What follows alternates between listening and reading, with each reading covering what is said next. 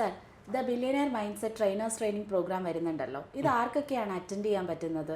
ഇത് അറ്റൻഡ് ചെയ്താൽ എന്തൊക്കെ ബെനിഫിറ്റ് ആണ് സർ കിട്ടുന്നത്? ഓക്കെ, നമ്മൾ പിന്നെ BMS TTP എന്നാണ് പറഞ്ഞിരിക്കുന്നത്, ട്രെയിനേഴ്സ് ട്രെയിനിങ് പ്രോഗ്രാം. അത് ബില്യണിയർ മൈൻഡ് സെറ്റാണ്. അതിൻ്റെ ഒരു റീസൺ എന്താണെന്ന് ചോദിച്ചു കഴിഞ്ഞാൽ, നമുക്ക് ഈ ഒത്തിരി പേർക്ക് ഈ ട്രെയിനിങ് വേണം. കേരളത്തിൽ നോക്കിയിട്ട് ഒരുപാട് പേർക്ക് നല്ലപോലെ ബ്രാൻഡ് ചെയ്തു. ഇപ്പോൾ ഈ ബില്യണിയർ മൈൻഡ് എന്ന് പറഞ്ഞാൽ മിക്കവാറും പേർക്കെല്ലാം അറിയാം. പക്ഷേ ഈ ട്രെയിനിങ് എടുത്തു കഴിഞ്ഞാൽ അവർക്ക് വീണ്ടും പിന്നെ ഒരു ഫോളോ അപ്പ് കൊടുക്കാനോ അവരെ ഹാൻഡ് ഹോൾഡ് ചെയ്ത് ചെയ്യാനോട്ട് എന്നെക്കൊണ്ട് നടക്കില്ല.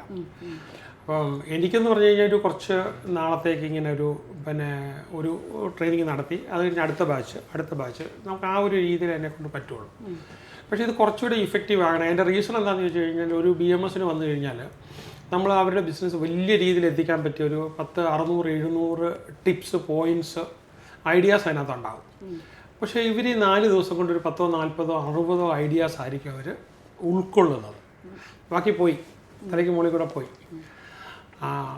അപ്പോൾ അതിൽ ഏതാണ് അവർ ഉൾക്കൊള്ളുന്നത്, അവരുമായിട്ട് എന്തെങ്കിലും ബന്ധമുള്ളത് വരികയോ അവർക്ക് ഇമ്മീഡിയറ്റ് ആവശ്യമുള്ളത് മാത്രമേ അവർ ഉൾക്കൊള്ളത്തുള്ളൂ. പക്ഷേ ഞാനിപ്പോൾ ഈ കൊണ്ടുവരുന്ന ഒരു പരിപാടി എന്ന് പറഞ്ഞു കഴിഞ്ഞാൽ, the billionaire mindset TTP trainers training program കൊണ്ടുവരുമ്പോൾ അത് ട്രെയിനർ കം കോച്ചാണ്. ഓക്കെ, ട്രെയിനിങ് എല്ലാം ഇപ്പം നമുക്ക് ലേണിങ്ങിൽ കിട്ടും. എല്ലാ ട്രെയിനിങ്ങും BMS 1 to 10 ലേണിങ് കിട്ടും. പക്ഷേ അത് ഒന്ന് ഇംപ്ലിമെൻറ്റ് ചെയ്ത് കൊടുക്കാനായിട്ട്, നടത്തി കൊടുക്കാനായിട്ട്, അപ്പോൾ അത് കോച്ചിങ് ആണ്. പലതും 1 to 1 വെച്ചിട്ട്. അപ്പോൾ അവരുടെ ബിസിനസ്സിൻ്റെ ഒരു ചെറിയൊരു പെർസെൻറ്റോ അല്ലെങ്കിൽ പിന്നെ ലാഭത്തിൻ്റെ ഒരു പെർസെൻറ്റോ ഇല്ലെങ്കിൽ പിന്നെ കുറച്ചുകൂടെ നന്നായിട്ട് ചാർജ് ചെയ്യാം 1 to 1 കൊടുക്കുന്നതല്ലേ. അപ്പോൾ നമ്മുടെ ഇത് പഠിക്കാൻ വരുന്ന ആൾക്കാർ നല്ലൊരു ബിസിനസ് ആപ്റ്റിറ്റ്യൂഡ്, ബിസിനസ്സിൽ നല്ല താല്പര്യമുള്ള ആൾക്കാരും മറ്റുള്ളവർക്ക് എന്തെങ്കിലും പറഞ്ഞു കൊടുക്കാനും കൂടെ താല്പര്യമുള്ള ആൾക്കാരെയാണ് നമ്മൾ ഇതിനകത്ത് എടുക്കുന്നത്. ബില്യണിയർ മൈൻഡ് സെറ്റ് ചെയ്തിട്ടുള്ളവരാണെങ്കിൽ ഏറ്റവും നല്ലത്. പിന്നെ അങ്ങനെ പറഞ്ഞു കൊടുക്കുമ്പോഴത്തേക്കുള്ളൊരു ഇതെന്ന് പറഞ്ഞാൽ കോച്ചിങ്ങിനുള്ളൊരു ഫീസ് കിട്ടും. അപ്പോൾ ശരിക്കും പറഞ്ഞാൽ ഒരു 6-7 വിവിധ രീതിയിലാണ് റെമ്യൂണറേഷൻ കിട്ടാവുന്നത്. നമുക്കൊരു മാസം ഒരു 2 ലക്ഷം രൂപയൊക്കെ ഈസി ആയിട്ട് ഉണ്ടാക്കാൻ പറ്റും. ആക്റ്റീവായിട്ടൊരു 4-5 മണിക്കൂറൊക്കെ ഇതിനു കൂടെ വേണ്ടിയിട്ട് ചിലവാക്കാൻ പറ്റുവാണെങ്കിൽ 2 ലക്ഷം രൂപയൊക്കെ ഒരാൾക്ക് ഉണ്ടാക്കാൻ പറ്റും ഈസി ആയിട്ട്. അതിൽ കൂടുതലുണ്ടാക്കാം, ഞാൻ പറഞ്ഞൊരു മിനിമത്തിൽ നിന്നാണ്. പക്ഷേ അതിലൊക്കെ വലിയൊരു അഡ്വാൻറ്റേജ് എന്ന് പറഞ്ഞു കഴിഞ്ഞാൽ, ഇത് പഠിക്കുന്ന ഒരു ട്രെയിനറായിട്ട് വരുന്ന അല്ലെങ്കിൽ കോച്ചായിട്ട് വരുന്ന ഒരാളിന് അയാളുടെ ബിസിനസ്സിനെ വളരെ മെച്ചപ്പെടുത്താൻ പറ്റും.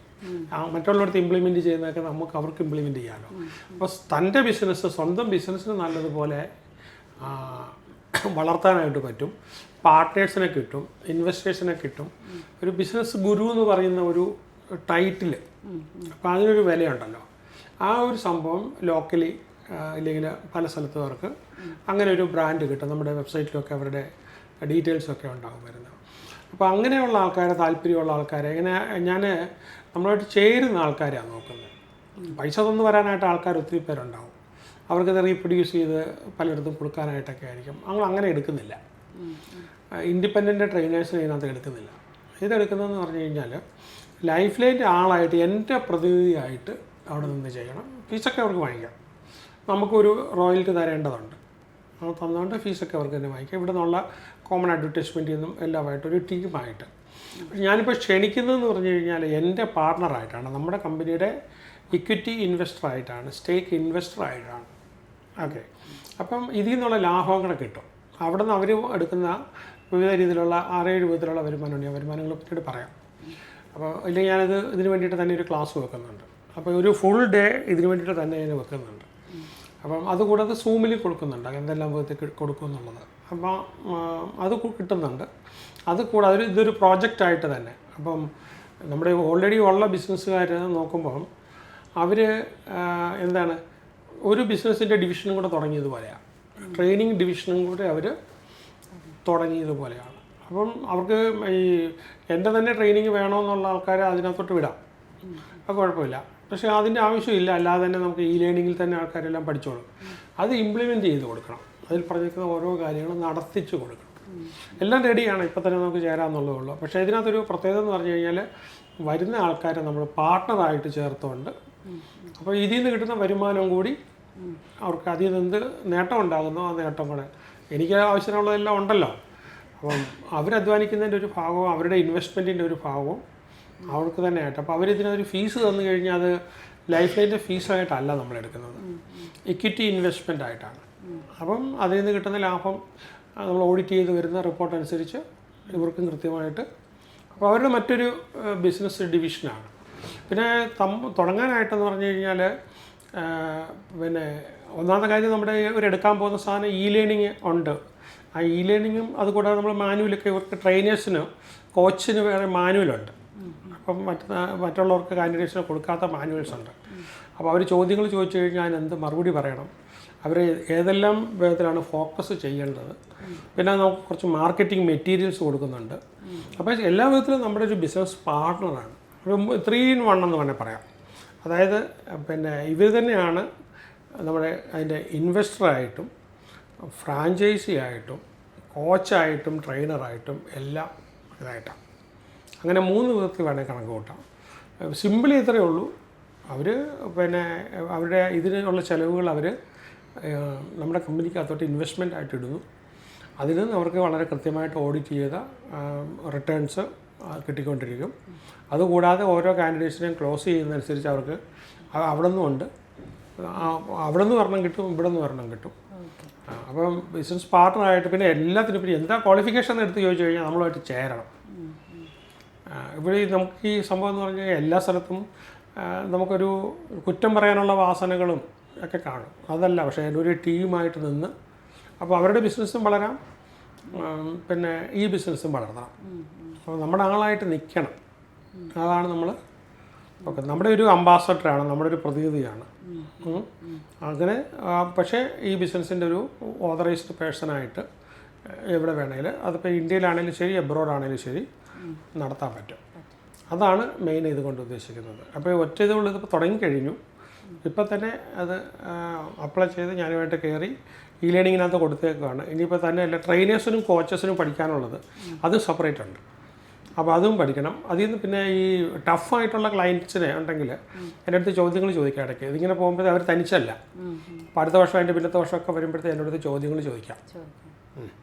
അപ്പോൾ ചോദ്യങ്ങൾ ചോദിച്ചാൽ അവർക്ക് അതിലൂടെ കയറി വരാനായിട്ട് പറ്റും. അങ്ങനെയാണ് ഇത് വർക്കൗട്ട് ചെയ്യുന്നത്. Okay sir, thank you sir. ഇനി ഇതിനകത്ത് സാർ, BMS TTPയിൽ എത്ര ഇൻവെസ്റ്റ്മെൻ്റ് ആണ് വരുന്നതെന്നൊന്ന് പറയാമോ? അതുപോലെ തന്നെ അവർക്ക് എങ്ങനെയായിരിക്കും ഇതിൻ്റെ റിട്ടേൺസ് കിട്ടുന്നത്? ഓക്കെ, ഇതിനകത്ത് ഇപ്പം ഞാൻ ഈ അടുത്ത കാലത്ത് ചെയ്ത ഒരു വളരെ പ്രധാനപ്പെട്ടൊരു വർക്കാണ് ഫണ്ടിങ്ങിൻ്റെ വർക്ക്. ഫണ്ടിങ്ങിൻ്റെ വർക്കിനകത്ത് ഞാനൊരു 200 മെത്തേഡ്സ് ഫണ്ടിങ്ങിന് കൊടുക്കണമെന്ന് വിചാരിച്ചാണ് ഞാൻ റിസർച്ച് തുടങ്ങിയത്. പക്ഷേ അവസാനം കണ്ടെത്തി നിൽക്കുമ്പോഴത്തേക്ക് ഏതാണ്ട് 1000-ന് മുകളിൽ മെത്തേഡ്സ് ഉണ്ട് ഫണ്ട് കൊടുക്കാതെ. ഓക്കെ, അപ്പോൾ ഇവിടെ അതിൻ്റെ ഭാഗമായിട്ട് തന്നെ നമ്മുടെ ഈ പിന്നെ ഈ ട്രെയിനർ ആൻഡ് കോച്ചായിട്ട് വരുന്ന ആൾക്കാർക്ക് ഒരു ചെറിയ ഫണ്ട് അവൈൽ ചെയ്യാം. ചെറിയ ഫണ്ടെന്ന് പറഞ്ഞാൽ സംതിങ് ലൈക്ക് ഒരു 10 lakhs വല്ലതും അവൈൽ ചെയ്യാം. അപ്പോൾ അത് തന്നെ അപ്പം അതിന് മന്ത്ലി ഒരു എമൗണ്ട് വെച്ചിട്ട് അങ്ങോട്ട് കൊടുത്തോണ്ടിരുന്നാൽ മതി. ഒരു ചെറിയ EMI പോലെ കൊടുത്തോണ്ട് 5 വർഷം കൊണ്ട് കുറേശ്ശെ കൊടുത്തോണ്ടിരുന്നാൽ മതി. അതൊന്നും വേണ്ട. ഇവിടുന്ന് ഇതിൻ്റെ റിട്ടേൺസ് വരുമ്പോൾ തന്നെ 1 വർഷം കൊണ്ട് തന്നെ അതങ്ങ് ക്ലോസ് ചെയ്ത് വേണമെങ്കിൽ വിടാം. അപ്പോൾ ഫണ്ടിനുള്ള സംവിധാനം ഇതിനകത്ത് തന്നെ ചെയ്യുന്നുണ്ട്. അപ്പോൾ ഈ ഇതിൻ്റെ ട്രെയിനിങ് നടക്കുന്നിടത്ത് തന്നെ ഫണ്ടിൻ്റെ തരാൻ പറ്റിയ റെപ്രസെൻറ്റേറ്റീവ്സിന് ഇതൊരു വലിയ സ്കീമായിട്ടാണ് നടത്തുന്നത്. അപ്പം കയ്യിൽ നിന്ന് മുടക്കുന്നതിന് പകരം ഫണ്ട് അവൈൽ ചെയ്തിട്ട് ആ ഫണ്ടും കൊണ്ട് ഇത് നമ്മൾ നടത്തിയെടുക്കുക. അപ്പം കയ്യിൽ ഫണ്ടുണ്ടെങ്കിൽ ഇടാൻ കുഴപ്പമൊന്നുമില്ല. അതല്ലെങ്കിൽ നമ്മൾ ഫണ്ടും കൊണ്ട് നടത്തിയെടുക്കാം. നടത്തിയെടുത്തിട്ട് പിന്നീട് പിന്നെ എന്താണ് അതിന് ഒരു EMI പോലെ അടച്ചുകൊണ്ടിരുന്നാൽ മതി. പിന്നെ ഇതിന് വേണ്ടെന്ന് പറഞ്ഞു കഴിഞ്ഞാൽ നമ്മൾ കുറച്ചുകൂടെ ഒന്ന് ഗ്രൂം ചെയ്യേണ്ടതായിട്ടൊക്കെ വരും. അപ്പോൾ നമ്മൾ ലാപ്ടോപ്പാണെങ്കിൽ ഉപയോഗിക്കുന്നതിന് മാക്ക് വേണം, പിന്നെ ഡ്രസ്സിൻ്റെ അതനുസരിച്ച് വാഹനം, നമ്മളൊരു പോളിഷ്ഡായിട്ട്. അപ്പോൾ അതെല്ലാം ഇതിനകത്ത് വരുമ്പോഴത്തേക്ക് അവരുടെ ഒരു മൊത്തത്തിലൊരു മേക്ക് ഓവർ ചെയ്യും ട്രെയിനകത്ത്. കുറേ മാനേഴ്സും രീതികളും. പിന്നെ നമ്മൾ ഓൾറെഡി ഉള്ള ഇപ്പോൾ നിങ്ങൾ ചെയ്തുകൊണ്ടിരിക്കുന്ന ബിസിനസ് പിന്നെ സക്സസ്ഫുൾ ആണെങ്കിലും അല്ലെങ്കിൽ ഇപ്പം തന്നെ അതിനെ പിടിച്ച് സക്സസ്ഫുൾ ആക്കണമല്ലോ. കാരണം നമ്മൾ സക്സസ്ഫുള്ളായിട്ട് നിൽക്കുമ്പോഴേ വേറൊരാളോട് നമുക്ക് അത് പറഞ്ഞിട്ട് അവരുടെ നമുക്ക് കോച്ചായിട്ടിരിക്കാൻ പറ്റുള്ളൂ.